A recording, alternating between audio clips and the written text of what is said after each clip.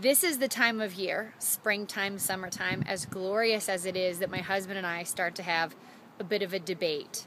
How old should your kids be when they can go outside by themselves? Now that my kids are getting a little bit older, this conversation is getting a little bit easier. You can see a little bit of a fence behind us.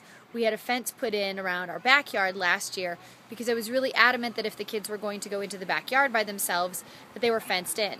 The front of our house, we're on a cul-de-sac, but on the back we have sort of a street that is on the opposite side of what you can't see, where there are lots of cars going by, and I was always afraid, not so much that my kids would run into the street, but that anyone who was driving by could stop and call them over. And my kids are friendly. I always was afraid that if you talked baseball or candy or puppies, that my kids would come over and chat with you, and in an instant they could be gone and out of the subdivision. And I recognize that abductions are not that frequent, but I don't want to be that one statistic. So I grew up at a time when we just went outside to play. It was never an issue.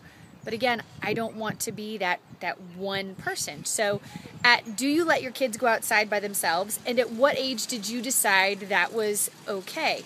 We happen to live in a subdivision that has lots of families and lots of kids and lots of wonderful parents. But at the same time, I also don't want to leave my kids as the responsibility of other parents. So what do you do in your neighborhood? How often do you send your kids outside by themselves? And at what age did you decide that was okay?